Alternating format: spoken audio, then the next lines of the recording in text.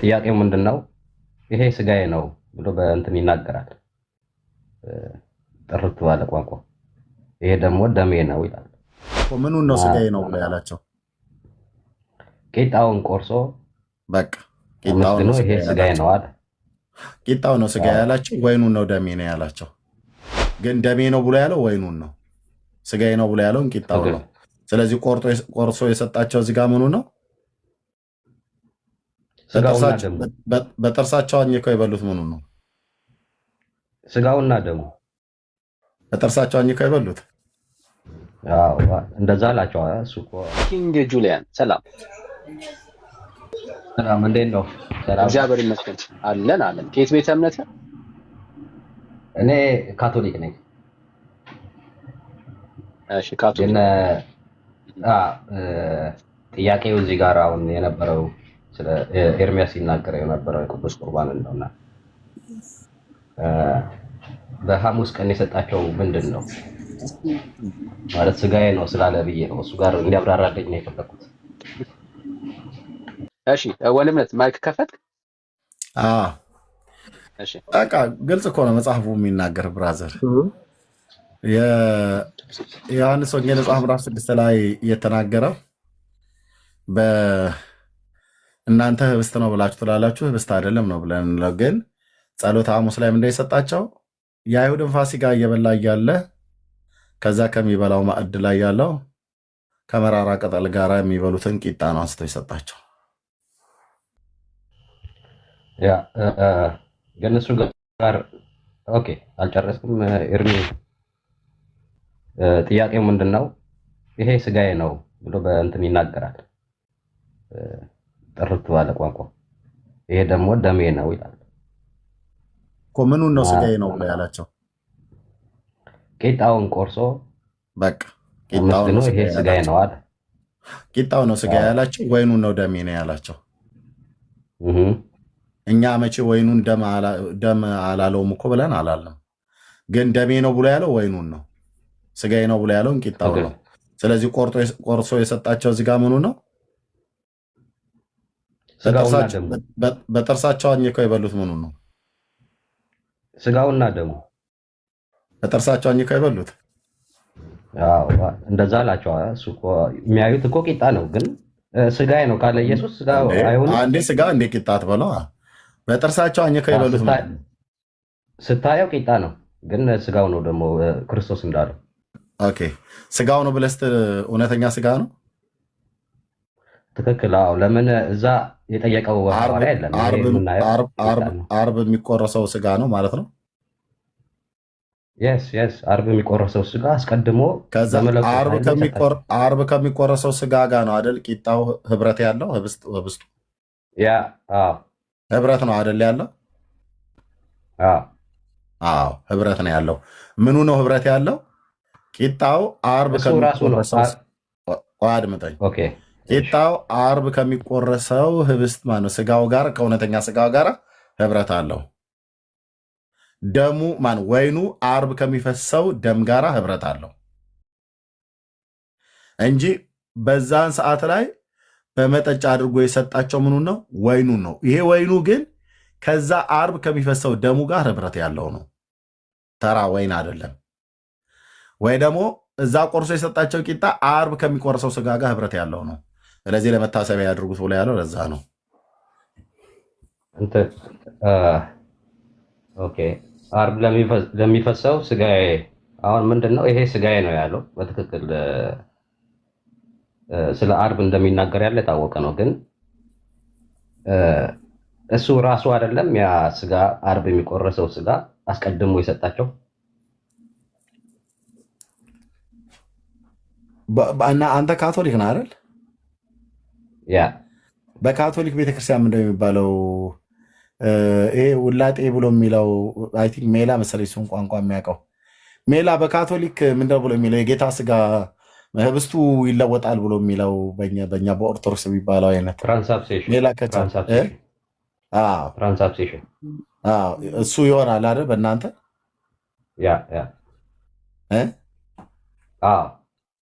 ኦኬ ምኑ ነው ወደ እውነተኛ ስጋ የሚለወጠው? እንትኑ ማንነቱ ምኑ ነው የሚለወጠው ወደ እውነተኛ ስጋ?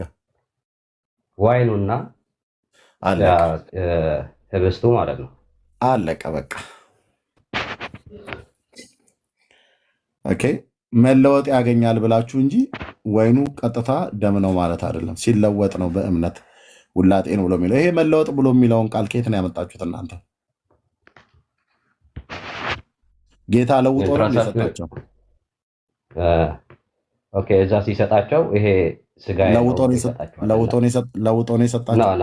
እኛም እኮ ሲታይ እኮ እንትኑ ሲታይ ሳብስታንሱ እንትን ነው ቂጣ ነው። ቂጣ የምታየው ቂጣ ነው፣ ግን ኦልሬዲ ስጋው ነው ደግሞ። ስጋው ደግሞ መለወጥ ነው ብሎ የሚለው መለወጥ ምኑ ላይ ነው የሚለወጠው? እሱ ጋር እኮ ነው አሁን የሚለወጠው። የምታየው እንትን አይደለም። የምታየው ቂጣ መሆኑን ይተዋል እንትን አይደለም። ቂጣ ስታየው ቂጣ ነው፣ ግን የሚቀየረው ያ ማንነቱ ያ ቂጣ የምታየው እኮ የሚቀየረው የቱ ጋር ነው? የቱ ጋር ነው እናንተ ጋር የሚቀየረው? በቅዳሴ ሰዓት ነው የሚቀየረው? ምን ሲባል ነው የሚቀየረው? ይሄ ስጋዬና ደሜ ነው ብሎ ካህኑ ሲያነሳው፣ ያቺ ማቴዎስን ሲያነብ ካህኑ ሲያነሳው ነው የሚቀየረው። አሜን። ካህኑ ሲያነሳው ገና እየተጋገረ እያለ ይቀየራል? አይቀየርም። አየኸው፣ የሃይማኖት ቤት ኦርቶዶክስም እንደዚህ ነው ብላ የምትለው የቱ ጋር እንደሚቀየር አናውቅም። አሐዱ አብ ቅዱስ ተብሎ ሲባል ትላለች። እኔም እንግዲህ አንዱ ቀዳሽ ስለነበርኩ ሀበነ ንበር በዘዚአከ መንፈስ ቅዱስ ብላ ትላለች። እዛም ጋር ይቀየር አይቀየር የሚታወቅ ነገር የለም ብላ ትላለች። ደግሞ የወረድ መንፈስ ቅዱስ በላዕለ ህብስቱ ወይኑ ብላ ስትልም ትላለች። የቱ ጋር እንኳን እንደሚቀየር አታውቅም፣ ግን ይቀየራል ይለወጣል ብለው ይላሉ። እና የዛሬ ርዕሳችን የዮሐንስ ወንጌል መጽሐፍ ምዕራፍ 6 አይደለም፣ የማርያም ጠላት ማን ነው ብሎ በሚል ነው ጥያቄው። እሱ እዚህ ጋር የገባው የዮሐንስ ወንጌል መጽሐፍ ምዕራፍ 6ን አትቀበሉም ብሎ በሐሰት ከሶኝ፣ እኔ ደግሞ የዮሐንስ ወንጌል መጽሐፍ ምዕራፍ 6 እቀበላለሁ መረጃ አምጣ ያልኩበትም ብዬ ስለው አይ ፕሮቴስታንቱ አጠቃላይ አትቀበሉም ብሎ ከኔ አልፎ የእግዚአብሔርን ሕዝብ ከሰሰ። ለእሱ ለመመለስ ብለን የዛሬው የቤቱ ርዕስ ከላይ ይታያል፣ የማርያም ጠላት ማን ነው ብሎ የሚለው። ከፈለጋችሁ ዮሐንስ ወንጌል መጽሐፍ ምዕራፍ 6 ላይ በሌላም ቀን ማውራት እንችላለን። ጌታ ግን የሰጠው ወይኑና ህብስቱን የሰጣቸው ሲሰጣቸው ግን ያ በደሜ የሚሆን አዲስ ኪዳን ነው ብሎ ተናግሯል። ምንም ጥርጥር የለም።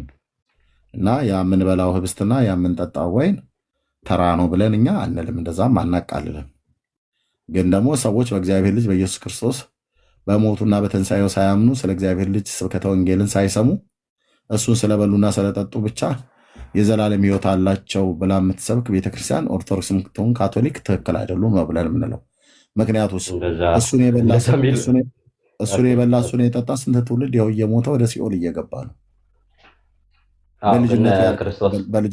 በልጅነቱ ያልቆረበ ማን አለ? ከገጠር እስከ ከተማ። ግን ያ እነዚያ የቆረቡ ልጆች አምነውበት ነው የበሉት? አይደለም። አስቀድሞስ በእግዚአብሔር ልጅ አምነዋል? አላመኑም። አሁን እኔ አሁን ካቶሊክ ነኝ። ስለ ኦርቶዶክስ ብዙም አላውቅም እውነት ለመናገር። ግን ቅዱስ ቁርባን ስንወስድ እኛ ተምረን ነው የምንወስደው። ኦልሬዲ መማር አለበት። አንተ አሁን በልተሃል አይደል ወንድማችን? የዘላለም ሕይወት አለ፣ ህብረት አለ። እኛ ሁሌ የዘላለም ሕይወት አለ። የዘላለም ሕይወት ያ አሁን ብትሞት የት ነው የምትገባው? ኦኬ አሁን ምንድን ነው የሚፈርደው? ኢየሱስ ክርስቶስ። አሁን ብትሞት የት ነው የምትገባው? እንደ አንድ ካቶሊክ እንትን እኮ ነው ኤርሚ፣ እዚህ ጋር አሁን እኛ ድነት ላይ እንለያያለን። ምንድን ነው ወይ ነው እኛ ከኛ ጋር አይደለም ያልኩ። ከኛ ጋር ትለያያላችሁ አትለያዩ ማለት እናውቃለን። አሁን ብትሞት አንተ የት ነው የምትገባው? መንግስተ ሰማያት ወይ ሲኦል? በክርስቶስ ካለሁኝ በመንግስተ ሰማይ ነው የምገባው። እንዴ አለሁ እያልከኝ አሁን በልቻለሁ ጠጥቻለሁ እያልክ እሱ ጋር መጽናት አለብኝ። በልታል ጠጥታል። ቀጣይ የምበላለው መጠጣትም አለብኝ። በፍቃዱ መሄድ አለ። አሁን ብትሞት ነገ ቀጣይ ላትበላ፣ አሁን ብትሞት ነፍስ ከስጋ ብትወጣ እስከ ዛሬ ድረስ በበላው የት ነው የምትገባው? ሲኦል ወይስ መንግስተ ሰማያት? መንግስተ ሰማይ ነው። ብዬ አምናለሁ። እርግጠኛ ነህ? ተስፋ አደርጋለሁ። አዎ እንጂ እርግጠኛ። እኔ ፈራጅ አታምነውም። አይደለሁም። ልንገርህ፣ እኔ ፈራጅ አሁን ያው በክርስቶስ እስካለሁ ድረስ መንግስተ አየህ፣ ሰማይ ነው እርግጠኛ የሚለው ሆነህ አለሁኝ። ደግሞ አልነገርከኝም። አድበሰበስክ አለው ማለት ነው። አለው አለውኝ በክርስቶስ አለውኝ። እዛ ሄዳለሁ። የት ነው የምትሄደው? አሁን ስለ እኔ ሳይሆን አሁን ስለ እኔ ከጠየቀኝ ፕሪቫት ላይ ያው በድፍረት ስለ እንደዚህ አንተ ነው ማለት እየጠየኩህ ይችላል። ያሉት። አሁን ብትሞት እኮ አዎ ማለት ግን ስለ ምን አንተ ነው። አሁን ስለ ሃይማኖት ማለት ስለ ቴዎሎ እንትን እየተናገርን አይ በቃ ስለ ለዳን ላስረከብ። በቃ ደብሮሃል ለመመለስ በቃ አልፈልግም። በቃ መንግስተ እችኛ ሰማያት ግን ጥያቄ አትገባም። የእናንተ ጥያቄ በቃ ለምንደው እንትን እርግጠኛ ነች። ያልሆንከው ልንገርህ። እርግጠኛ ያልሆንክበትን ልንገርህ። መንፈስ ዳግም ስላልተወለደ ነው ወንድም አለ። ስለዚህማ የእግዚአብሔር ልጅ ልብ ብለህ ስማኝ። የእግዚአብሔር ልጅ ስላልሆንክ መንፈስ ዳግም ስላልተወለደ ነው። መንፈስ ዳግም እንዲወለድ የምትፈልግ ከሆነ አንተ ዳግም እንድትወለድ የምትፈልግ ከሆነ ከማይጠፋው ዘር እንድትወለድ የምትፈልግ ከሆነ ወደ ገዛ ወገኑ መጣ፣ የገዛ ወገኑ ግን አልተቀበሉትም። ለተቀበሉት ሁሉ ግን በስሙ ለሚያምኑ ለእነሱ የእግዚአብሔር ልጆች የሆኑ ዘንድ ስልጣን ሰጣቸው ይላል። ምን? ለተቀበሉት ሁሉ ግን በስሙ ለሚያምኑ ለእነሱ የእግዚአብሔር ልጆች የሆኑ ዘንድ ስልጣን ሰጣቸው። እነሱም ከስጋና ከደም ሳይሆን ከእግዚአብሔር እንጂ ከስጋና ከደም ፍቃድ አልተወለዱም ይላል። ለምንድን ነው የዘላለም ሕይወት እንዳለህ እርግጠኛ ሆነ ያልተናገርከው? ስላልተወለድክ፣ ዳግም ስላልተወለድክ። ዳግም ብትወለድ የእግዚአብሔር ልጅ ብትሆን የእግዚአብሔር ልጆች መሆናችንን ያ መንፈስ ለመንፈሳችን ይመሰክራል ይላል። ምን? የእግዚአብሔር ልጆች መሆናችንን። መንፈስህ ዳግም ሲወለድ የሥላሴ ሦስተኛው አካል የሆነው ጌታ መንፈስ ቅዱስ ለመንፈስህ የእግዚአብሔር ልጅ መሆንን ኮንፈርሜሽን ይሰጥሃል ማለት፣ ወይ ደግሞ በመንፈሱ ያትመሃል ማለት ነው።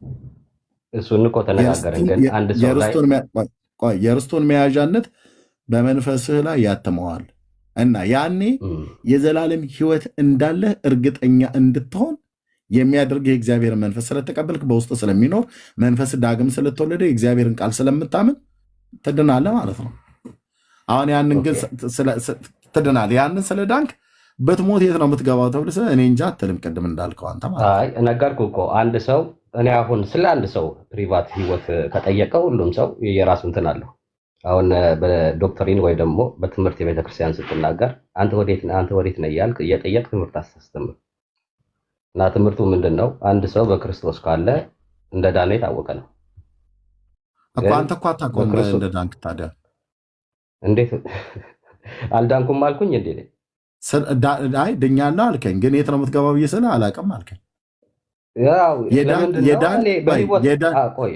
በጌታ የዳንክ ግን ስትሞት የት እንደምትገባ የማታውቅ የዳንክ ግን ስትሞት የት እንደምትገባ የማታውቅ አይደለም። እንደዛ አይደለም ማለት ያልተረዳም ማለት ነው። ያልኩት ምንድን ነው አንድ ሰው ይጠፋል ብዬ አምናለሁ። እኔ አሁን ለምሳሌ መካድ ይችላል። ስለ መጥፋት አይደለም የምጠይቀህ፣ ስለ አንተ ነው እየጠየኩህ ያለው። አንተ ትድናለህ? እኛ ስለ ዶክተሪን እየተናገርን ወደ እኔ እኮ ነው ያመጣኸው ጉዳይ። አየኸው አኬ አንዴ ሲጠይቅ ምን አለ? ወደ እኔ ስታመጣ ተጠምቀሃል ወይ ብሎ ሲለው አይ ፐርሰናል አታድርገዋልኝ፣ እኔ ቴዎሎጂውን ነው ማውራት የምፈልገው እንጂ ይሄን አትጠይቀኛል። አሁንም አንተ ቴዎሎጂውን ነው የምፈልገው አልክ። የዘላለም ሕይወት የለህም ወንድሜ። ይህችን ተናግሬ ለዳንኤል ልስጠው። የዘላለም ሕይወት የለህም። የዘላለም ሕይወት የለም። ሳይኖርህ አለኝ አትበል። የለም። እንዲኖርህ ግን የእግዚአብሔር ቆይ ወዳጄ እባክህ ላውራና እሰጥሃለሁ። ከዛ ታወራለህ እሰጥሃለሁ። የዘላለም ሕይወት የለህም ብራዘር። በአራት ነጥብ የተዘጋ የለህም። እንዲኖርህ ግን የእግዚአብሔር በጎ ፈቃዱ ነው። ብዙዎች ሳይኖራችሁ አለን ትላላችሁ። ያለህን ግን ሲተናገር ብለህ ስትል አለኝ ብለህ ካልክ በኋላ ብትሞት ወዴት ነው የምትሄደው? ጋር እርግጠኛ አይደለህም በጌታ ላይ ያለህ እምነት። ትምክትህ እሱ አይደለም። የምትመካው በእግዚአብሔር አይደለም። የምትደገፈው እግዚአብሔርን አይደለም። ግን ብታምን ኖሮ እምነትህ በእግዚአብሔር ልጅ ላይ ስለጣልክ የተደገፍከው እሱ ስለሆነ፣ ስለዚህ በሞት ወደ ጌታ ነው የሚሄደው ነው ብለህ የምትለው። ለምንድነው ወደ ጌታ ነው ብለህ የማትለው? ስላላመንከው። ለምንድነው ወደ ጌታ የሚሄድ ነው ብለህ ያላልከው?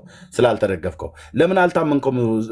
ለምን አልተደገፍከውም? ለምን አልታመንከውም? ያው የጌታን ነገር ገና ስላላወቅ ማለት ነው። ስለዚህ ጌታ እንድትድን ይፈልጋል። ጌታ ዳግም እንድትወለድ ይፈልጋል። ዳግም እንድትወለድ ደግሞ ቀብቶ በላከው በክርስቶስ ኢየሱስ በልጁ እመን። በልጁ ማመን ማለት ምን ማለት ነው?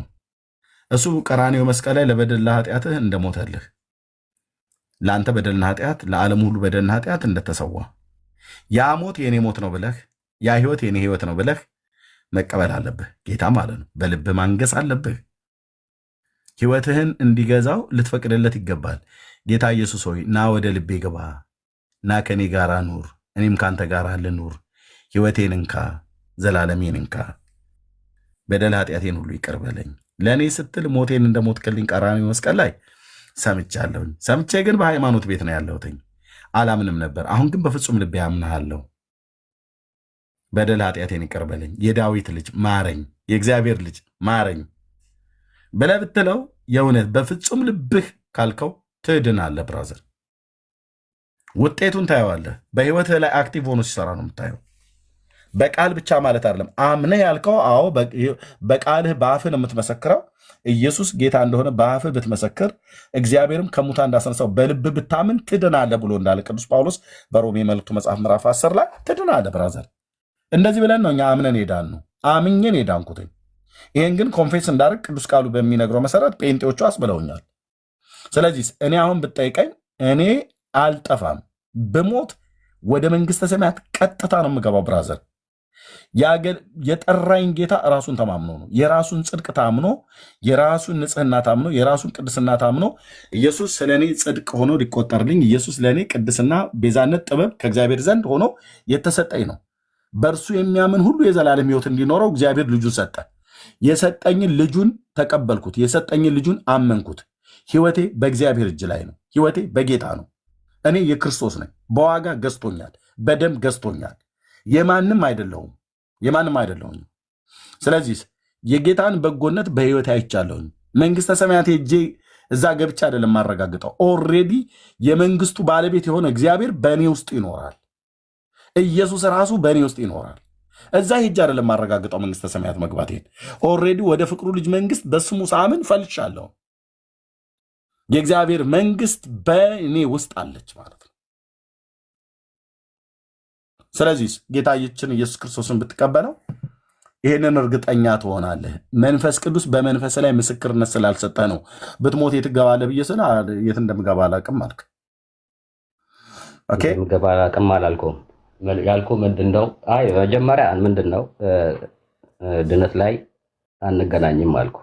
አሁን አንተ ብትሞት የት ነው የምትገባው? አንተ ሲኦል ወይስ መንግስተ ሰማያት? ስለ ቴዎሎጂ እናውራ። አየኸው፣ እኔ መንግስተ ሰማይ ብለህ ምን ለውጥ ያመጣል ማለት ምን አለ መሰለህ? ወንድምነት በቃ አይ እሺ፣ መንግስተ ሰማይ እገባለሁ። አንተ ስለ ራስህ እርግጠኛ አይደለም። ህይወትህን ላይ አፕላይ አድርገው ህይወትህን ያልቀየረ ስለ ስጋና አየው ሰው ኤርሚ ስለ ስጋ ነው የጠየቁህ። ሜላም አለ ዳንኤል አለ። እኔ ኳስ በመሬት ብሎ የሚለውን ህግ ተከተል ወንድም አለም። ለወደፊት ልጨርሰው ፖለቲካውን ላውራ ነው እያልክ ያለው። ቴዎሎጂውን ማውራት ብራዘር አንተ ያልዳንክበትን ልድንበት የምችለውን እውነት የማይነግርህ ቴዎሎጂ ምን ይጠቅማል? ግን ከጠቀመ መብት ነው። ወንድምነት እናንተ ቀጥሉ። ጸጋና ሰላም ይብዛላችሁ። ተባረኩ። እሺ ወንድምነት ጸጋ ይብዛልህ። ተባረኩ አንተ። እሺ ሜላ እችኛዋን ልጨርሰውና ቆይ አንዴ ልጨርሰውና ቆይ ግድ የለም።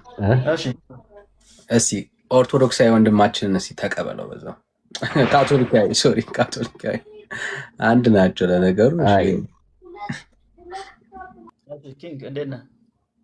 ሰላም ነው። እንዴት ነው? ሁሉ መልካም፣ በጣም ሰላም። ማርያምን በተመለከተ እንደ ካቶሊክ የምታምኑትን እስቲ የተወሰነ ፖይንቶች ላይ እናውራ። በተለይም ስለ ጸሎት እስቲ እናውራ። እመቤታችን ሆይ የሚለው ጸሎት አለ አይደል? እናንተ ጋር ኤልሚሪ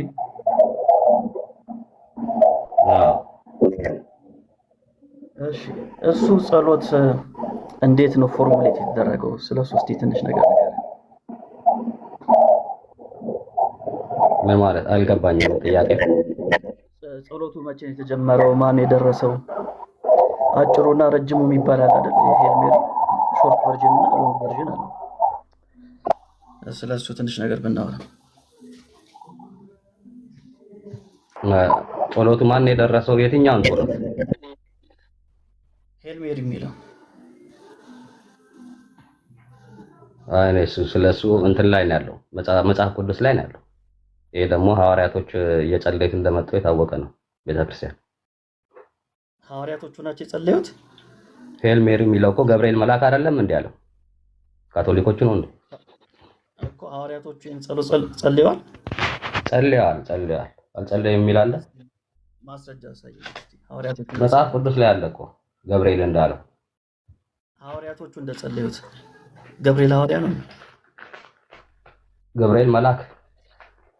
ሐዋርያቶቹ ጸልየዋል አይደል ያልከኝ? እስቲ አሳየኝ። ሐዋርያቶቹ ሁሉም ክርስቲያን ጸልየዋል። ብራዘር ምን መልአክ ካለው ምን አንተም ከመልአክ ኤልሳቤት ያለችውን መድገም ያቀታል እንዴ? አንደኛ ገብርኤል አልጸለየም። ሰላምታ ነው። ሰላምታ አሁን ለምሳሌ ቅድም ሰላም አልኩ አይደል? ሰላም ኪንግ አልኩ። እየጸለይኩ ነው እንዴ ወደ አንተ? ኖ አባባሌ ምንድነው? ሰላም አላት። እሱን ነው የምንጸልየው እኛ ብራዘር። እሱን ነው በቃ ምን ደግሞ እሱን አይደለም ደግሞት ሌላ ምን አለ? እሱን ነው የምንጸልዩት? እርግጠኛ ነህ? ገብርኤል ያለው ጠቅላላ ጸሎታችሁ እሱ ኤልሳቤት ያለችውን ነው በቃ የምንለው፣ ሌላ የለም። እስቲ በል ጸሎቱን እስቲ በል ታውቀዋለህ። በረከቱ እስቲ ለአንዳንዶች ድረሳቸው እስቲ በል። ሰላም ላንቺ የሚለው አማርኛ አይደለም፣ በሌላ ቋንቋ ነው የተማርኩት፣ ግን መጽሐፍ ቅዱስን ገልጠን ማየት እንችላለን ምን እንዳላት። እኔ ጸሎቱን ያልኩት ጸሎቱን በለው።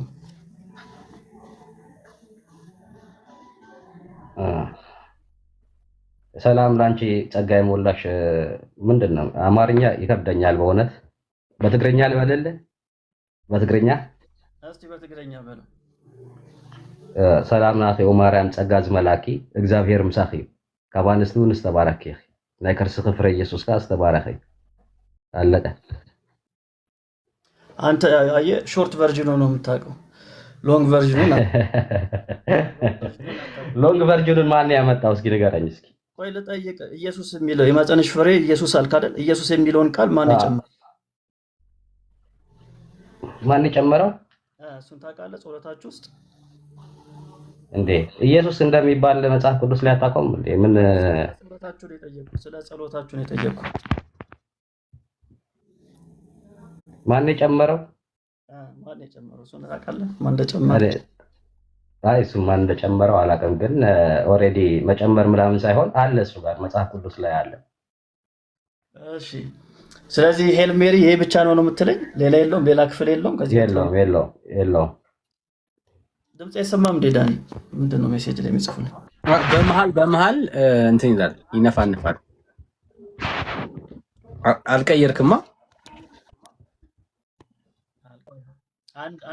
አንድ ጽሁፍ ላሳይና አንተ ቀጥል ዳኒ።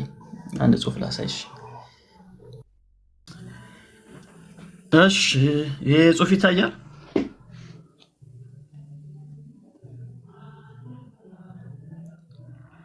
ይታያል አይደል? ኪንግ ይታያል። እሺ አንተ ያቆምከው እዚህ ጋር ነው አይደል? ይሄ ሄል ሜሪ ነው። The Lord is with you. Blessed are you among women, and blessed is the fruit of your womb, Jesus. አይደል? እዚህ ጋር አንተ ያቆምከው። ሾርት ቨርዥኑ የሚባለው እስከዚህ ድረስ ያለው ነው። ሎንግ ቨርዥኑ ደግሞ የሚባለው ሆሊ ሜሪ ማዘር ኦፍ ጋድ ፕሬይ ፎር አስ ሲነርስ ናው ኤንድ አት ዘ አወር ኦፍ አወር ዴትስ አሜን ይላል። ይህን ገብርኤል ብሎታል። ትክክለኛው ሄል ሜሪ ሙሉ ቨርዥኑ ይሄ ነው። አንተ ቆርጠህ እንዳው። ስለዚህ ገብርኤል ፕሬይ ፎር አወር ሲነርስ ብሏታል ማርያምን።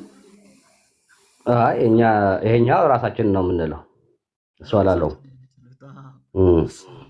ገብርኤል አላለው። በጣም አሪፍ ገብርኤል አላለው። ታዲያ ማን ያለው ይሄን? ማን ነው ጸሎት የደረሰላችሁ ታዲያ? ይሄን ማዘር ኦፍ ጋድ የሚለው አምላክ መሆኗን አታምንም እንዴ? ማዘር ኦፍ ጋድ ነው እሱ አይደለም ጥያቄ። ፕሬይ ፎር አስ ሲነርስ የትኛው ነው ጥያቄ? አንተ አሁን ያው እዚህ ጋር ያለው ፕሬይ ፎር አስ ሲነርስ የትኛዋ ነች? እሷ ነች የምትቸግር አይደል? ፕሬይ ፎር አስ ሲነርስ እሷን ኦኬ። እስከዛ ድረስ ግን ተስማምተሃል? እሱ ላይ እመጣለሁ። ማን ነው የደረሰላችሁ? ይሄ ምንድነው? ቅዱሳን እንደሚያማልዱ ቤተክርስቲያን ይዞት የመጣው ማን ነው የደረሰው ነው ጥያቄ። ማን የደረሰው? ማን የደረሰው?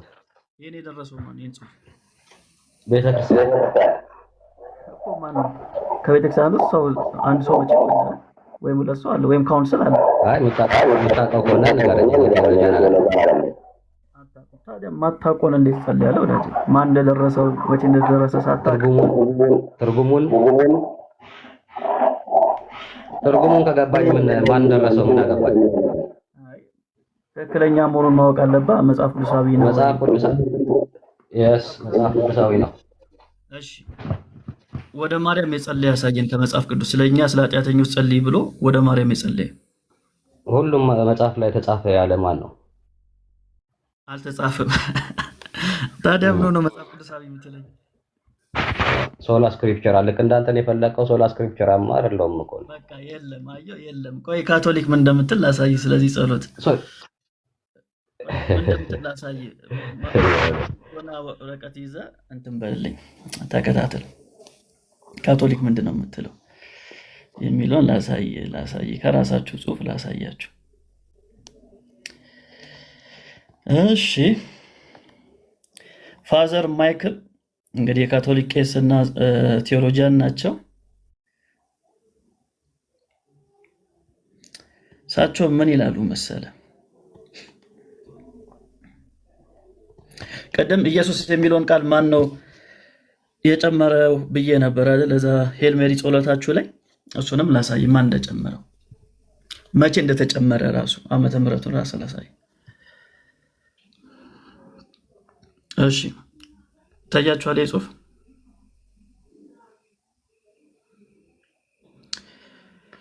በ1261 ፖፕ አርበን mandated the addition of Jesus to the words and blessed is the fruit of thy womb የማህፀንሽን ፍሬ ብቻ ነበር ከዛ በፊት የምትሉት። በኋላ ላይ ግን በ1261 ላይ በፖፕ አማካይነት ኢየሱስ የሚል እንዲጨመር ተደረገ። ጸሎታችሁ በየጊዜው ነው እየተጨመረ አድ የተደረገ የመጣው። ከዛ በኋላ ደግሞ መጨረሻ ላይ ያሳየው ሁለቱ ስቴትመንት ሁለቱ እንትኖች አረፍተ ነገሮችስ መቼ የተጨመሩት ከተባለ እሱን ደግሞ ላሳይ። now let's examine the non-biblical part of the Hail Mary። አሁን ደግሞ መጽሐፍ ቅዱሳዊ ያልሆነውን የሄል ሜሪ ክፍል እናሳይ ወይም ቅዱስ የሆነውን የሄል ሜሪ ክፍል እናሳይሉና in the second part we pray Hail Holy Mary Mother of God pray for our sinners now is the hour of our death። ይህ ጽሑፍ ነን ቢብሊካል ፓርት ነው፣ መጽሐፍ ቅዱሳዊ ፓርት አይደለም። ይህን ራሷ ቤተክርስቲያኒቷ ታምናለች ማለት ነው። መቼ ነው ይህስ የተጨመረው ከተባለ ከ15ኛው ክፍለ ዘመን በኋላ ነው። ሰውየው ደግሞ ማን ነው ካልከኝ ሴንት ቤርናርዲን ኦፍ ሲየና የሚባል በ1426 ላይ የነበረ አንድ ሰባኪ ይህንን ይል ስለነበር በኋላ ላይ ተጨመረ ማለት ነው። ተጨመረ መቼ? በ1426 በካቶሊክ ቤተክርስቲያን ውስጥ ታሪካችን እንትናል። እሺ አሁን እዚህ ጋር የተቃወምከው በጣም እኮ ነው የገረመኝ። ምንድነው ኢየሱስ የሚለውን ጨምር አልከኝና የማህፀንሽ ፍሬ የሚለው ኢየሱስ መሆኑን የታወቀ ነገር ነው። ምንም የጨመረው ነገር የለም፣ መጽሐፍ ቅዱስ ነው። ሌላ ደግሞ ፕሬይ ፎር አዝ የሚለው እኛ እኮ ጴንጤ አይደለንም፣ ቅዱሳን ያማልዳሉ፣ ይጸልያሉ። ቢብሊካል ነው ሀሳቡ። ቢብሊካል ነው። ቢብሊካል ማን ነው እንደዛ የሚለው? ይሄው ቄስ ማይክል የሚባል የሴንት ፓትሪክ ፓስተር አሁን የካቶሊክ ቤተክርስቲያን ቄስ ነው፣ ቴዎሎጂያን ነው። መጽሐፍ ቅዱሳዊ አይደለም ማለት ይሄው እንደኛ የምታነብ ከሆነ ተመልከት። እሺ ምንድነው አንድ ቄስ ምን አለ ምናምን ሳይሆን ቤተክርስቲያን ምን አለ እናንተ አንድ ፓስተር ምን አለ ብለህ ነው እንዴ የምትቀበለው? እሺ ቤተክርስቲያን ስለኛ ስለ ኃጢአተኞች ጸልይ የሚለው ጸሎታችሁ ጀመረ ብለን የምትናገረው እሱም በማስረጃ ሳይ ቅዱሳን እንደሚጸልዩ አታውቅም አይደል? በማስረጃ አሳየኝ። በማስረጃ ዳኒ አንተ ቀጥል።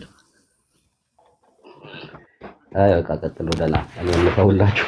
ሜላይ ቴንክ ዩ። እሺ ማስረጃ አለ ወዳጃችን? ማስረጃማ ቅዱሳን እንደሚጸልዩ ሁሉም መጽሐፍ ቅዱስ ላይ ሁሉም ቦታ ላይ አለ። ኦኬ ሁሉም ቦታ ላይ አለ መጽሐፍ ቅዱስ ላይ ራዕየ ዮሐንስ ላይ አለ። የተጠየቀው ጥያቄ እንዳትረሳ። ወደ ማርያም ምጸልየውን ጸሎት እግዚአብሔር ቃል አሳየን። አንዳንዴ ካለ አለ ነው፣ ከሌለ ግን የለም ነው።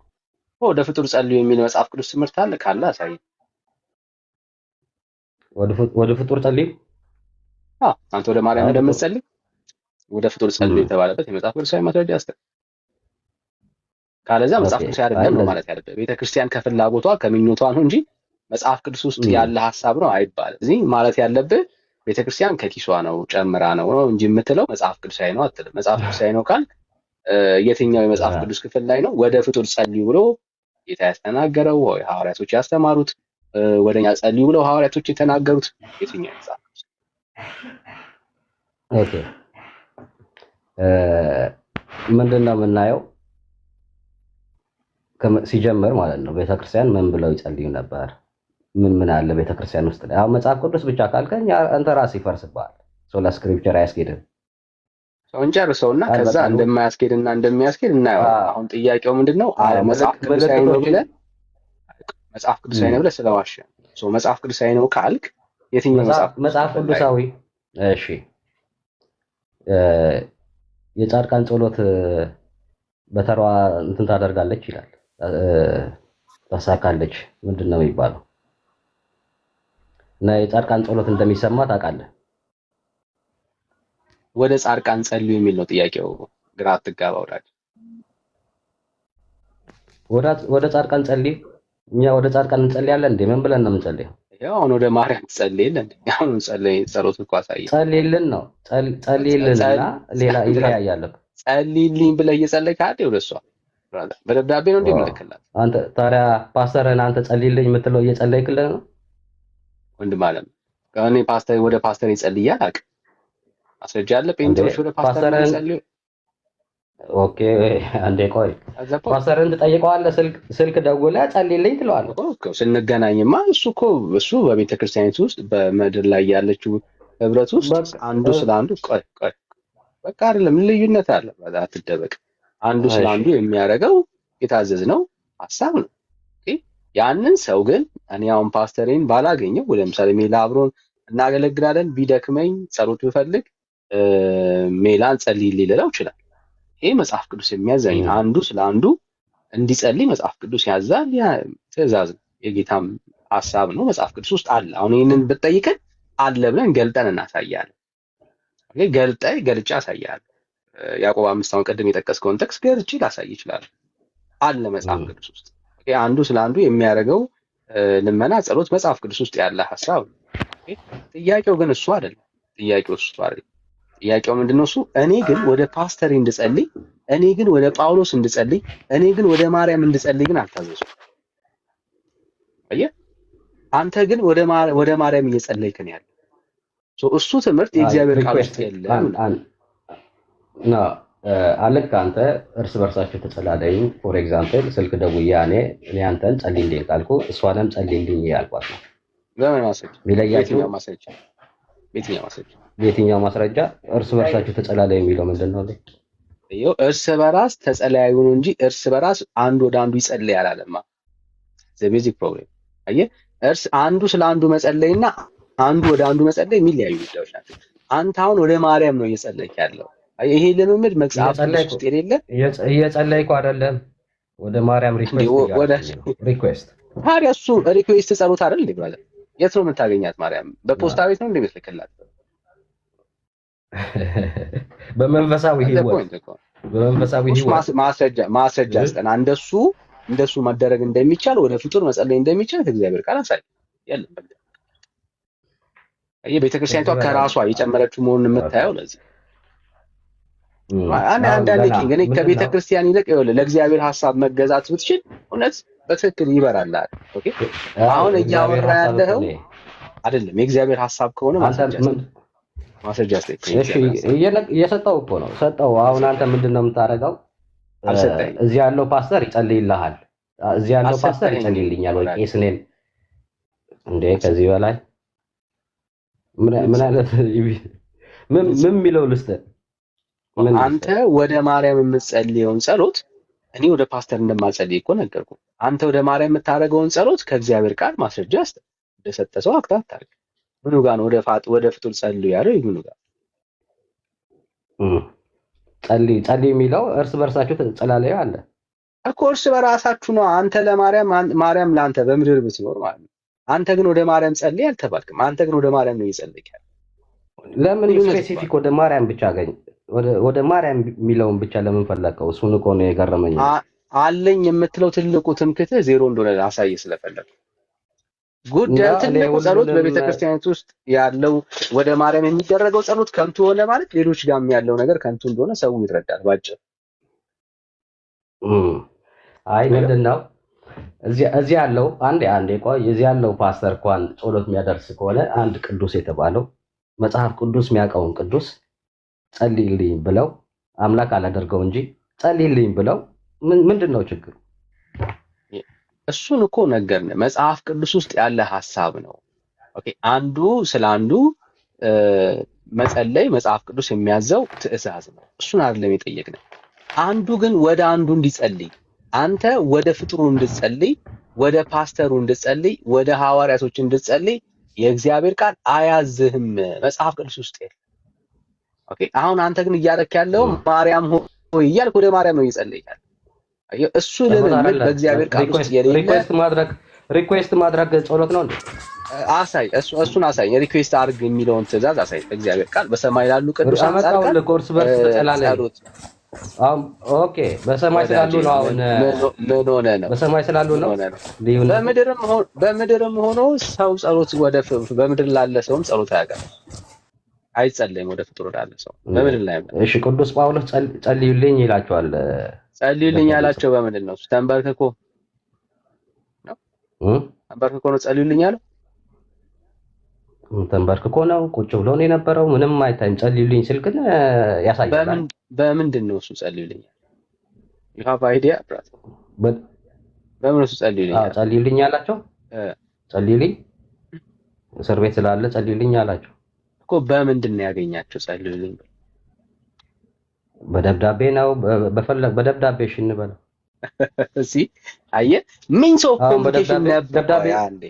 አንዴ አየህ ሚንስ ኦፍ ኮሙኒኬሽን ነበረ ማለት ነው። አየህ በምድር ላይ ያለችው ቤተክርስቲያን ውስጥ እኔ እናንተ ስንገናኝ ስንደዋወል የሆነ ኮሙኒኬሽን ሲኖረን ጸልይልኝ ወይ ደግሞ በጌታ ፊት አቅርበኝ ምናምን እንባባላለን። አንዱ ለአንዱ እባክህን በጸሎት አስበኝ ምናምን ትባባላለህ። that is the point።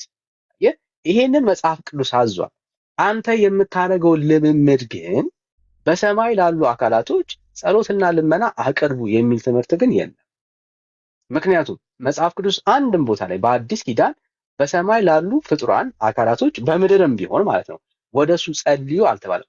ጳውሎስን የሚያክል ታላቅ አገልጋይ ሰዎችን ጸልዩ አይደለም የሚያገኘው። አየህ መልእክት ልኮ በደብዳቤ እኔ ተገናኘ። that is the point brother። አየህ በምን በደብዳቤ ነው የተገናኘው። ጳውሎስን የሚያክል እኮ አገልጋይ ነው። አየህ ጳውሎስን የሚያክል የአባት ቢኖረው ጢሞቴዎስ ወደ ጳውሎስ ጸልዮ አያውቅም።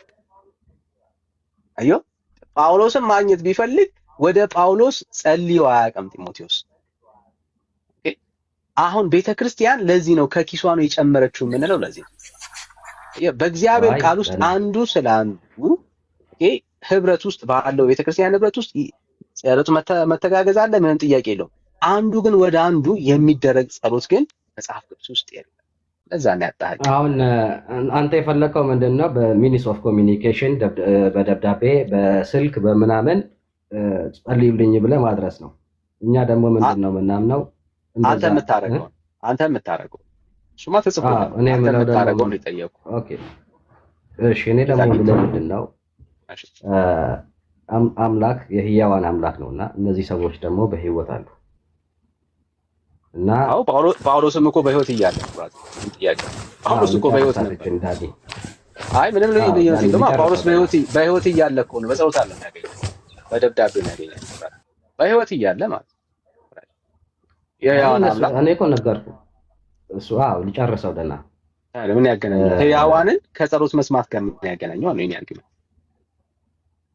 ጸሎት አይሰሙም ነው የምትለው? ጸሎት አይሰሙም ወደ እነሱ አይጸለይም ነው እያልኩኝ። በምድርም እያለ በሰማይም እያለ በምድርም በሰማይም እያለ ሰው ወደ ፍጡር አይጸልይም እያልኩ። ወደ ፍጡር አምላክ እኮ አይደለም ፍጡር ግን ምንለው ያለው እኛ ምንድነው ማስረጃ አድርገዋ እኮ እሱን ወንደሱ እንደምታረቅ ከእግዚአብሔር ቃል ማስረጃ አስተ እየነገርኩህ እኮ ነው አላት እየነገርኩህ ግን እየቆረጥከኝ ነው። አሁን ለምንድን ነው ያመጣውልህ? the whole bible ነው የምናየው እንጂ ጥቅስ በጥቅስ እንደዛ ሚል አላመጣልህ። ዘሆሌው ችግር የለም እቀበልሃለሁ። ዘሆሌውና ማስረጃ አስተ እሺ ኦኬ አምላክ የህያዋን አምላክ ነውና እነዚህ ደግሞ በህይወት እንዳሉ እናውቃለን። እና እናንተ ምን ይያቀኛል? አይ እንደዚህ እየተረዳዳን ምን ማለት ነው? በህይወት ህያዋን ናቸው። ህያዋን ማለት ምን ማለት ነው? በምድር አሉ እያልከኝ ህያዋን ማለት ነው አይደለም፣ በሰማይ ያሉ ህያዋን ናቸው። በሰማይ ላሉ ጸልዩ የሚል የመጽሐፍ ቅዱስ ማስረጃ አስተኛ ወደ እነሱ ጸልዩ አትጸልዩም ምንም የለም። ግን ልጨርሰውና ከዛ በኋላ የምትለው ወደ ማን እንደምትጸልይ መጽሐፍ ቅዱስማ ይነግርሃል አለ። አንተ ግን መጽሐፍ ቅዱስ ወደ ጸልይ ወደማይልህ ነው እየጸለይክ ያለው። ጸሎትና ልመናማ ወደ እግዚአብሔር ብቻ ነው መጽሐፉ የሚናገረው እኮ። እየጠበቅኩ ነው ያለው። ልጨርሰውና አምላካችሁ የህያዋን አምላክ ነው እና የህያዋን አምላክ ቆይ ልጨርሰው አልጨረስኩም። the whole bible ነው የምነግርህ እኮ the whole ንገረኝ ግን ከጥያቄው ጋር አገናኘው ፖይንቱ። እሺ ነጥብ መጨረሻ ላይ ሲጨርስ አላገናኘውም በለኝ አስጨርሰኝ ብቻ። እና አካል የክርስቶስ መሆናችንም ይናገራል። በሰማይ ያለው አካል እና በመሬት ያለው አካል ሁሉም በክርስቶስ ነው ያለው። እና እኛ ደግሞ አካል የክርስቶስ ከሆነን ሪኩዌስት እንደራረጋለን።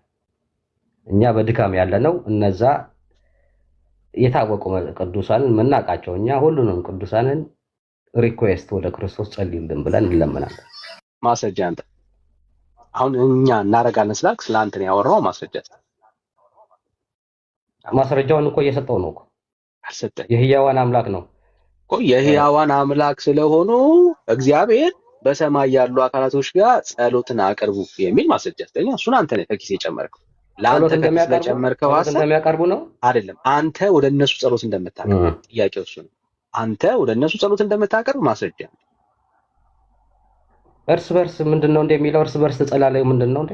ወዳጄ አንተ ወደ እነሱ እንደምትጸልይ ማስረጃ አንጣ።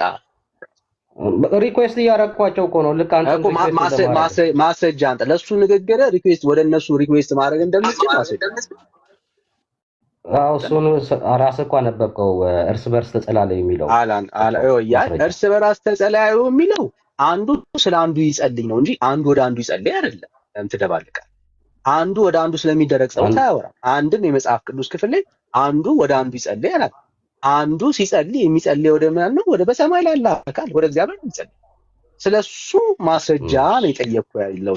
በሰማይ ላሉ አካላቶች ጸሎት አቅርቡ ለሚለው ማስረጃ አስተ ያምራል። እሺ አሁንም ያልከው እኮ ምንድነው እንዴ? እዚህ ጋር አንዱ ወደ አንዱ ይጸልይ የሚለው አንዱ ለአንዱ ይጸልይለት ነው። ተጸላለዩ አይደል? ወዳጄ አንተ ወደ ማርያም ለምታረገው ጸሎት ለሱ ማስረጃ ስጠን። ወደ ሪኩዌስት ነው ማረጋ ማስረጃ እሱ ጸሎት ብለህ አይደል ለምታረገው ሪኩዌስት ነው። ኦኬ በቃ ለሱ ለማራ ማስረጃ አንተ ምን ተስማምተናል? ማስረጃ ስጠን ለሱ ሪኩዌስት ችግር የለም። ሪኩዌስት ብለህ ጥራው። ለሱ ሪኩዌስት ማስረጃ ስጠን ችግር የለም። ሪኩዌስትማ እዚህ እኮ ነገርኩህ። እርስ በርስ የምትለውን ነገር እኔ ጸልይልኝ ላንተ ብለህ ከሆነ ለሷም ጸልይልኝ እላታለሁ።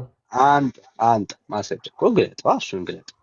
ውሸት በእግዚአብሔር ቃል የትኛው አንድም ቦታ ላይ በእግዚአብሔር ቃል ውስጥ አንድም ቦታ ላይ በሰማይ ላሉ ቅዱሳንና ጻድቃን ሪኩዌስት አቅርቡ የሚል የመጽሐፍ ቅዱስ ትምህርት የለም። ኦኬ ሰማይን ሲያነሳ መጽሐፍ ቅዱስ የሚያነሳው በሰማይ ዙፋኑ ላይ ለተቀመጠ ለሰራዊት ጌታ እግዚአብሔር ብቻ ነው ጸሎት ልመና የሚቀር። ከዛ ውጪ በብሉይ ኪዳንም ይሁን በአዲስ ኪዳን ነው በሰማይ ወደ እግዚአብሔር የሚቀርበው አምልኮ ነው። እሺ አትደረግ። በሰማይ ላለ አካል ጸሎትም ልመናም ከምድር ሆኖ በሰማይ ላለ አካል ቀርቦ አይታወቅም። በእግዚአብሔር ቃል ውስጥ ለምልክት የሚሆን አንድ ቦታ የለም። ከምድር ሆኖ በሰማይ ላለ አካል ጸሎት ልመና ቀርቦ አይታወቅም። የጨነቀህ ለዛ ነው። ኦኬ ደጋግመህ የምጠቅሰው ሐሳብ አንዱ ስለ አንዱ የሚያደርገው ጸሎትና ልመና ወደ አንዱ አይደለም የሚደረገው።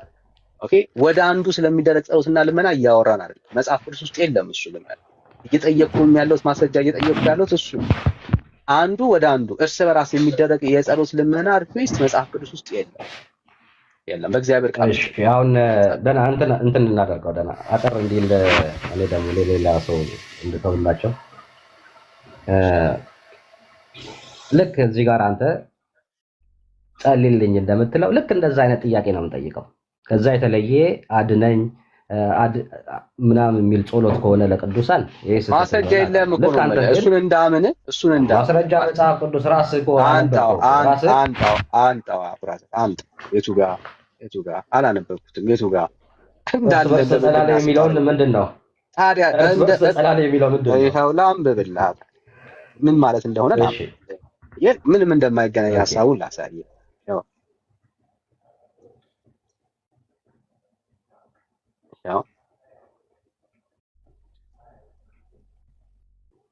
እርስ በርሳችሁ በኃጢአት ተናዘዙ።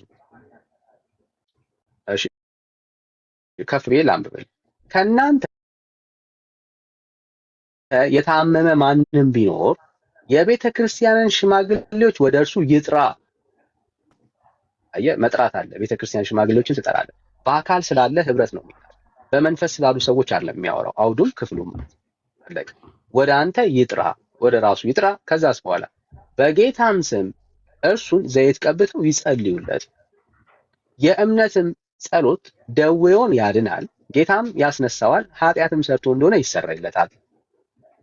እርስ በርሳችሁም በኃጢአታችሁ ተናዘዙ። እያወራ ያለው በህብረት ውስጥ ስላለ በአካል ስለምትገናኝ ሰው ነው እየተናገረ። ኃጢአታችሁ የምናደርገ ተናዘዙ አለ። አንዱ ስለ አንዱ ስለ እርስ በራስ ስለሚደረግ ጸሎት ነው እያወራ ያለው። እስካሁን ባነበብነው ክፍል ላይ አንዱ ወደ አንዱ ይጸልይ ይላል። በጭራሽ አንዱ ወደ አንዱ ይጸልይ አይል። ያው የጻድቅ ሰው ጸሎት በስራው እጅግ ኃይል ታደርጋለች። አለቀ። ኤልያስን ያነሳል እንደ ምሳሌ። ኤልያስ እንደኛ የሆነ ሰው ነበረ። ዝናብም እንዳይዘንብ አጥብቆ ጸለየ። ወደ ማን ነው የጸለየው? በሰማይ ለተቀመጠው ለሰራዊት ጌታ ለእግዚአብሔር። በምድር ላይም 3 ዓመት ከ6 ወር አልዘነበም። ሁለተኛም ጸለየ። ወደ ማን ጸለየው? ወደ እግዚአብሔር። ሰማይም ዝናብን ሰጠ፣ ምድሪቱም ፍሬዋን አበቀች። አየህ ጸሎት የሚቀርበው በሰማይ ላለ ለሰራዊት ጌታ ለእግዚአብሔር። እዚህ ክፍል ላይ እርስ በራሳችሁ አንዱ ስለ አንዱ ወደ ማን ነው የሚጸልየው? ወደ እግዚአብሔር ነው የሚጸልየው። ያዕቆብን የምጠቅስ ከሆነ ያዕቆብ ላይ እየተወራ እየተነገረ ያለው ሎካሊ በህብረት ውስጥ ስላለ አንዱ ወደ አንዱ ስለሚያደርገው ጸሎት ሳይሆን አንዱ ስለ አንዱ ወደ እግዚአብሔር የሚያደርገው ጸሎት።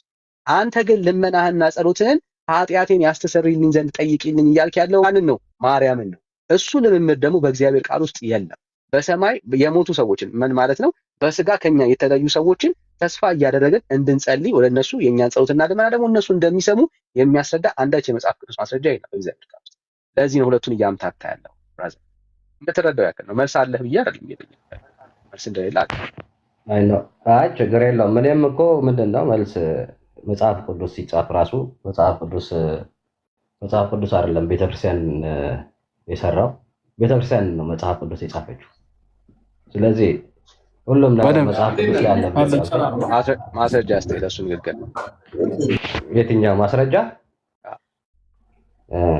ቅዱስ ጳውሎስ ምን ይላል መሰለህ? ከቤተ ክርስቲያን በፊት መጽሐፍ ቅዱስ የለም እያልከኝ ያለው? ስሙት እንግዲህ እሺ 39ኙ የብሉይ ኪዳን መጽሐፍቶች መጽሐፍ ቅዱስ አይደሉ? የመጽሐፍ ቅዱስ ክፍል አይደሉ? ስለ አዲስ ኪዳን ነው የምናገረው። አትደባልቃ። እነሱ መጽሐፍ ቅዱስ አይደሉም እንዳትል። አየህ። ስለዚህ ከቤተ ክርስቲያን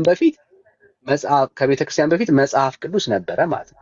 ያውም በዛ ያለው 39ኙ የብሉይ ኪዳን መጽሐፍ ኦልሬዲ ተጽፈው ነበር። ስለ ክርስቶስ ወንጌል አሁንም ስለ ወንጌል ሐዋርያቶች ኢየሱስን ጨምሮ የብሉይ ኪዳን መጽሐፍቶችን እየጠቀሱ ሰብከዋል አልሰበኩም? ወንጌል ሰብከዋል። እሺ በቃ አለቀ። ስለዚህ አሁንም ቢሆን ወንጌልንም ቢሆን ከብሉይ ኪዳን መጽሐፍቶች እየጠቀሱ ሰብከዋል። ከቤተ ክርስቲያን በፊት መጽሐፍ ቅዱስ አልነበረም ብለህ በእግዚአብሔር ሐሳብ ላይ አትጨምር። ቤተ ክርስቲያን ኤግዚስት ያደረገችው በቅዱስ ቃሉ ላይ እንጂ ከአየር ላይ የተገኘች ህብረት አይደለችም። በእግዚአብሔር ቃልና በእግዚአብሔር ሐሳብ ላይ ነው ቤተክርስቲያን ቤተክርስቲያን የቆመችው በብሉይ ኪዳን አይደለ፣ በምንም አይደለ፣ በኢየሱስ ክርስቶስ ነው የቆመችው። ብሉይ ኪዳን አለ፣ መጽሐፍ ቅዱስ ላይ ካልከኝ አለ። የብሉይ ኪዳን ሐሳብ የእግዚአብሔር ሐሳብ አይደለም ያልከኝ ያለው አለ። እሱ አላልኩም፣ እሱን አይደለም እኔ። ቤተክርስቲያን የሚለው ግን ይሄ ወንጌል ሁሉም የተጻፈው ወንጌል ጳውሎስ በለው ሁሉም በለው ከቤተክርስቲያን ውስጥ ሆኖ ነው የጻፈው። ጴጥሮስ ወንጌል ሳይጻፍ አልሰበከም እያልከኝ ያለው ወንጌል ጴጥሮስ ወንጌል አልሰበከም፣ ጳውሎስ ወንጌል አልሰበከም። ወንጌል መስበክ ሰብኳል ቤተክርስቲያን ውስጥ አይደለ ያለው። ታዲያ ከተጻፈው ነው የሰበከው እያልከኝ ያለው አዲስ ኪዳን ከተጻፈው ቤተክርስቲያን ራሷ ነው መጀመሪያ ቆመችው። ወንጌል ጻፈች፣ ሰበከች፣ አሁንም ድረስ አለች። አሁንም በደንብ ነው ለሐሳቡ በደንብ ማየት ነው ያለበት እንዲጠቅም ማለት ነው። ቤተክርስቲያን ከመመስረቷ በፊት ቃሉ የለም እያልከኝ ነው ያለው። ምን የሚለው ቃሉ ነው የእግዚአብሔር ቃል ብሉይ ኪዳን የእግዚአብሔር ቃል አይደለም እንዴ? የእግዚአብሔር ቃል አልነበረ? እሺ እኔ አሁን የምናገረው ብሉይ ኪዳን ስለ ይሁዶች አይደለም የምናገረው፣ ስለ እግዚአብሔር ነው እያወራሁኝ ያለው። እኔ አሁንም ብራዘር እያወራሁኝ ያለው ስለ እግዚአብሔር ቃል ነው። ያ የእግዚአብሔር ቃል ብለን ምን ለምሳሌ ኢየሱስ ክርስቶስ ስለ ራሱ ሲሰብክ ከአዲስ ኪዳን ነበር ሲሰብክ የነበረው? ከአዲስ ኪዳን እያያያዘ ከብሉይ ኪዳን እያያያዘ ስለ አዲስ ህይወት ይናገር ነበር።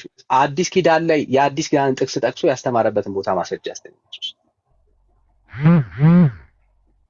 የአዲስ ኪዳንን ጥቅስ ጠቅሶ ያስተማረበትን ቦታ አስተኝ ኢየሱስ እኔ ህይወት ነኝ፣ እኔ መንገድና ህይወት እኔ ነኝ የሚል ብራዘር የአዲስ ኪዳንን ጥቅስ ጠቅሶ ያስተማረበትን ቦታ አስተኝ ያለው አዲስ ኪዳን ራሱ እኮ ነው። አዲስ ኪዳን ኢየሱስ ምንድነው? ራሱ ነው። ስለዚህ አንዴ ይኸውልህ የአዲስ ኪዳን መጽሐፍቶች ሳይጻፉ በፊት ኢየሱስ ሲሰብክ አልነበረም ነበር?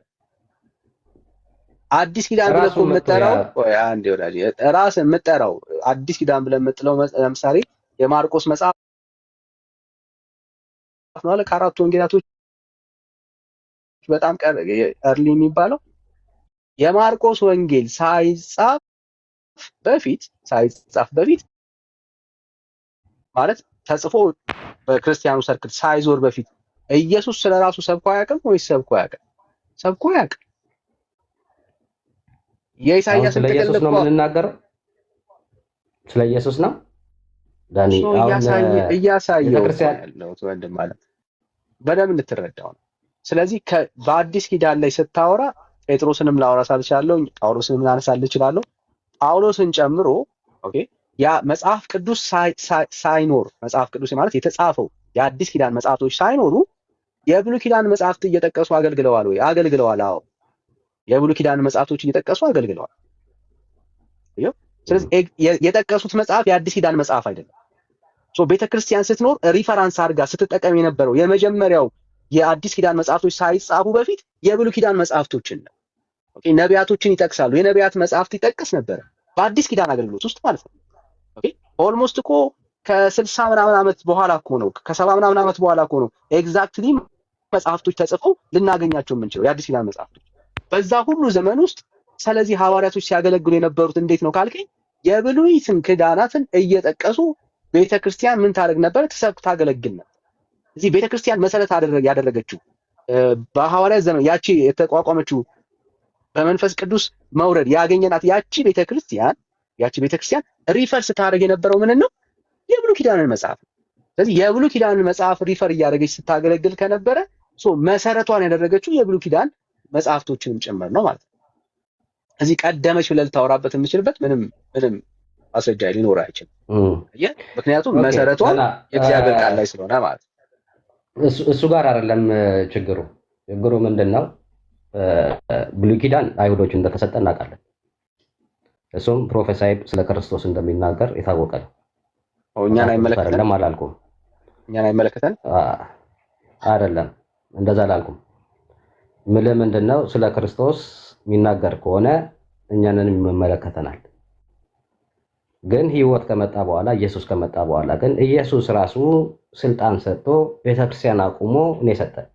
እነሱ ደግሞ እነዛ የሰጣቸው ስልጣን በመንፈስ ቅዱስ ተመርተው ደግሞ መጽሐፍ ቅዱስን ጻፉ። መጽሐፍ ቅዱስ ከመጽሐፉ መቼ ነው የተጻፈው? እሺ ኦኬ። ነጥቡ ምንድነው? መጽሐፍ ቅዱስ ከመጽሐፉ በፊት ኒው ቴስታመንት ከመጽሐፉ በፊት የተጻፈው የአዲስ ኪዳን መጽሐፍ ቤተክርስቲያን መቼ ነው የጻፈችው? ከኢየሱስ በኋላ። መቼ ከኢየሱስ በኋላ? ዳይሬክት የተጻፈውን ዕለት ነው።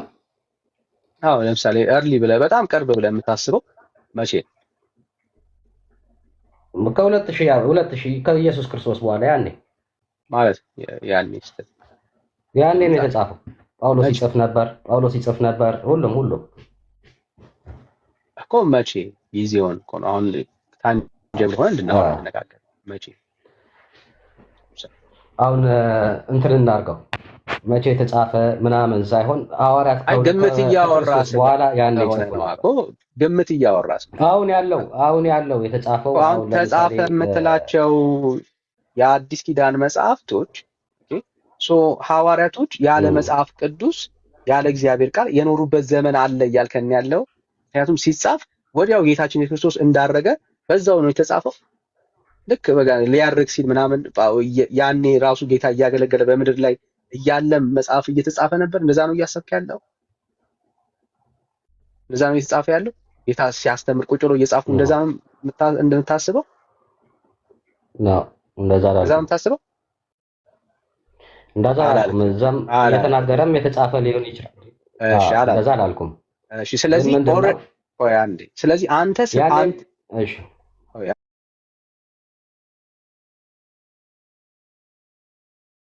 አየህ፣ ስለዚህ አንተ የምትለው አርጊውመንት እዚህ ጋር ውሃ እንደማይዝ እንድታዩ ያክል። ስለዚህ ቤተክርስቲያን ቢያንስ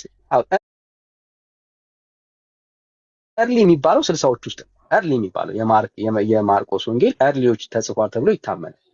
ኦኬ ከዛ በፊት የነበረ ጊዜ ውስጥ የተጻፈ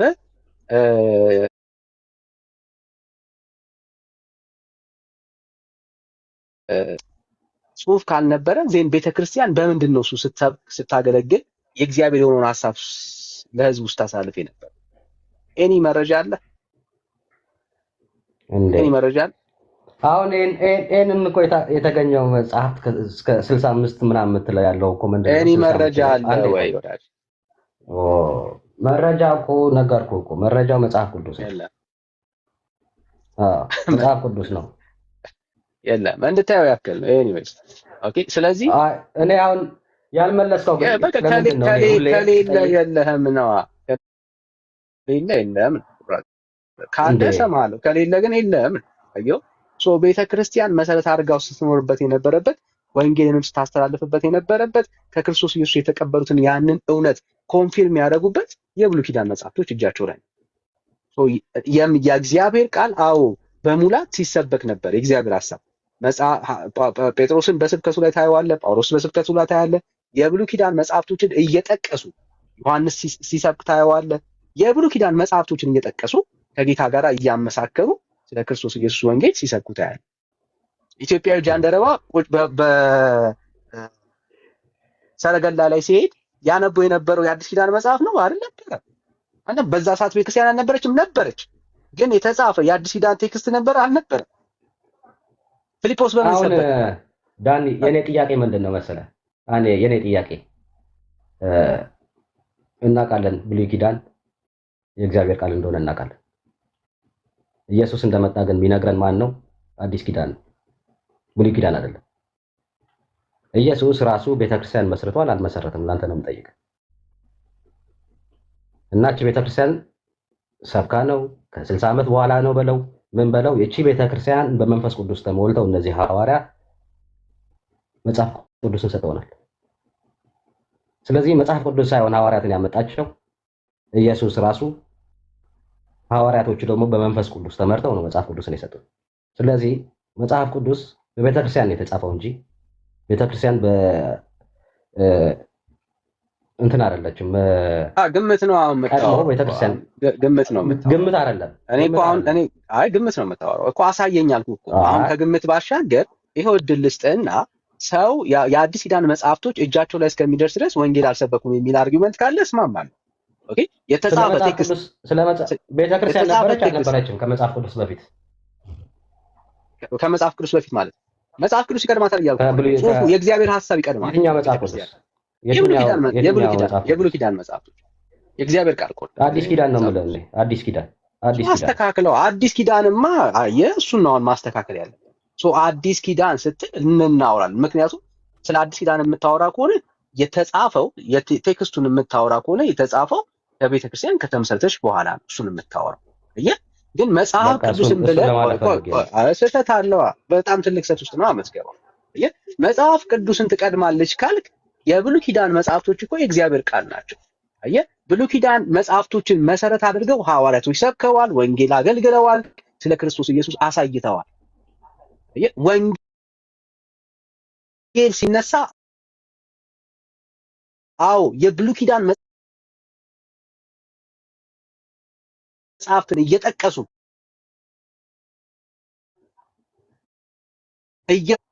ስለዚህ ለምንድን ነው እሱ ካል ከቤተ ክርስቲያን በፊት ምን ስለነበረ? የእግዚአብሔር ቃል ስለነበረ ማለት ነው። ስለዚህ ቤተ ክርስቲያን የተመሰረተችው በአየር ላይ አይደለም፣ በእግዚአብሔር ቃል ላይ ነው የተመሰረተችው። ያ የእግዚአብሔር ቃል ደግሞ የብሉይ ኪዳን መጽሐፍቶችንም ያካትታል።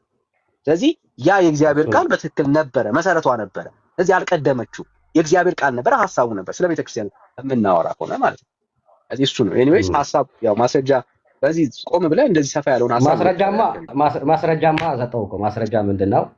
አንተም ታምንበታለህ። ምንድነው አሁን ካልከኝ በመንፈስ ቅዱስ ተመርተው ነው የጻፉት፣ በብሉይ ኪዳን ሳይሆን። አሁን እኛ ህይወታችን በአዲስ ኪዳን ነው እንጂ ብሉይ ኪዳን አይደለም ያለው። አሁንም እየሳትክን ያለው የብሉይ ኪዳን ጸሐፊዎች በመንፈስ ቅዱስ አይደለም የተመሩት ነው። እሱ አይደለም ያልከው ነው። ታዲያ ትደባልቅ አብራል። እኔ አሁን ያንተ ነጥባችን አይደለም። ነጥባችን ምንድነው ካልከኝ ኢየሱስ ክርስቶስ ነው። አንዴ ልጨርሳት እናችን ኢየሱስ ክርስቶስ ነው። የብሉይ ኪዳን ጸሐፊዎች ኢየሱስ ሴንተራቸው አልነበረ? በብሉይ ኪዳን ላይ ኢየሱስ ሴንተር አልነበረ? ያለው ጥላ ነው። ያ ጥላው ሴንተር ነበረ ወይስ ሴንተር አልነበረም?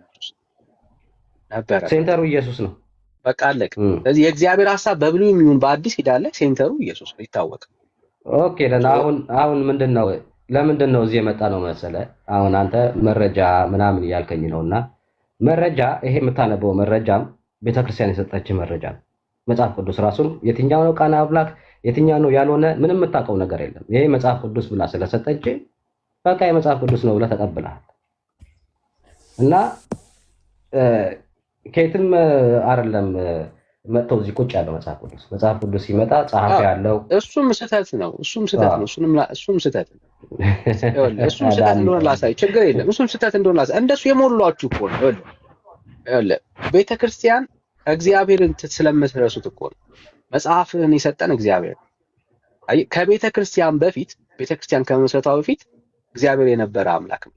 ሐሳቡን በዘመናት መካከል እንደወደደ በትውልድ መካከል ሲያስቀጥል ነበር። ቤተክርስቲያን እንደ ቤተክርስቲያን ሳትመሰረት 39 እኮ መጽሐፍቶች ነበሩ። ብራዘር ማን ይለየልን? ቤተክርስቲያን አትለኝም እኮ ወዳጅ ወንድም አለ። አየህ ቤተክርስቲያን ከመመሰረቷ በፊት መጽሐፍቶች አንዴ ወዳጅ አትደር። እሺ ስለ ቤተክርስቲያን የምታወራ ከሆነ ቤተክርስቲያንን የምታነሳ ከ39 መጽሐፍቶች በኋላ ነው። አየህ የአምላክ ቃል ለምሳሌ የኢሳይያስ መጽሐፍ ከክርስቶስ ኢየሱስ 700 ምናምን ዓመት በፊት እኮ ነበር። የኢትዮጵያው ጃንደረባ ሲያነብ የነበረው እኮ ኢሳይያስን ጥቅል ነው አይደል? ስለ ክርስቶስ ኢየሱስ ሲያነብ ነበር። የአምላክ ቃል ነው። ማን ነው እሱ? የአምላክ ቃል ነው፣ የእግዚአብሔር ሐሳብ እንደሆነ የእግዚአብሔር ቃል እንደሆነ የነገረው ቤተክርስቲያን ናት ልትለኝ ነው አይደለም? የቤተክርስቲያን አባቶች ነው ልትለን ነው አይደለም? ዶንት ዲናይ ዩር ጋድ ብራዘር። አምላክህን ከቤተክርስቲያን በላይ አታድርግ።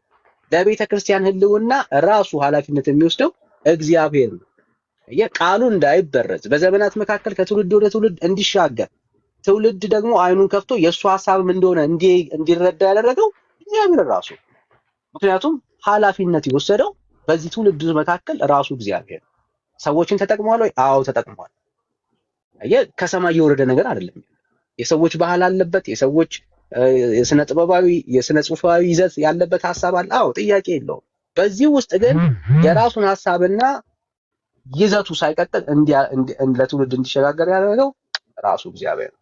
ከዛ ውጪ ማንም ኃላፊነት የሚወስድ ሰው ማለት ቤተክርስቲያን ሳትኖርም ራሱ እሱን ያልከው እንደስማማለሁ። ግን ስልጣን ሰጥቷል፣ ስልጣን አለው። ቤተክርስቲያንም ለጌታ የትኛው ነው መንፈስ ቅዱስ ያለበት ጽሑፍና የሌለበት? ብሉይ ኪዳንም ቢሆን አይሁዶች ምንም ስልጣን አልነበራቸውም ከኢየሱስ ክርስቶስ በኋላ እና ኤኒዌይስ ሐሳቡን ቢሆንም እንጠቅልለውና የብሉይ ኪዳን ነገር ወደ ዋናው እንመለስና ሶ ማርያምን ትጠራታላችሁ ያልክበትን ሐሳብ እየጠየቅን ነበር። ምናልባት ሌሎስ ቅድም ያሳየህን መረጃ ብታየው ቆመ ብለህ ብታየው እንደ ወንድም ማለት ነው። አንዳንዴ ብዙ ጊዜ ቤተ እምነቶቻችን በልባችን ውስጥ ይከብድና የእግዚአብሔርን ሐሳብ እንተላለፋለን።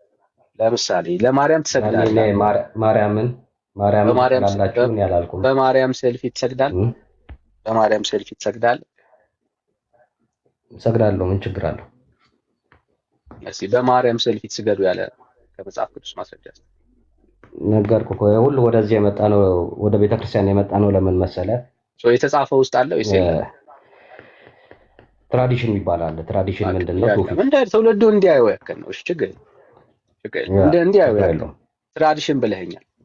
ኦኬ የብሉይ ኪዳን ትራዲሽን አለው።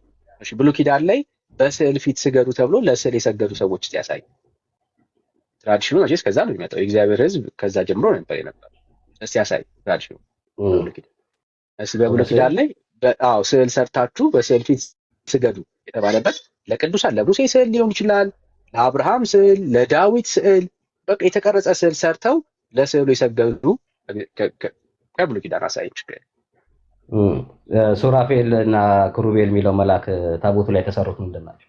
አንተ ግለጠውና እዛ ላይ ለኪሩብና ለሱራፌል የሰገደ ሰው አለ። እንግዲህ ሱራፌል አለ እዛ ላይ ታቦቱ ላይ አለ። እሱ ጋር ታቦቱ ላይ ካለ ኪሩብ ነው የሚለው ታቦቱ ላይ እኮ አንተው ለዛ ለተቀረጸው ስዕል ስገዱ የሚል ማሳይ የሳሉት ታቦቱን ይሰግዱለት እንደነበር ብራዘር አሁን የጠየቅኩ ጥያቄ ለተሳለ ስዕል ታቦት የምንመጣለን ከፈለግ ለተሳለ ስዕል በአብርሃምን ስለው እንግዲህ አብርሃም በጣም የታወቀ አባት ነው። ሙሴ የታወቀ አባት ነው። አየው ዳዊት የታመነ አባት ነው። ሰለሞን በጣም የተወደደ አባት ነው። እስቲ ጥቀስና የእነሱን ስዕል ሰርተው ለአክብሮት ብለው በስዕላቶቻቸው ፊት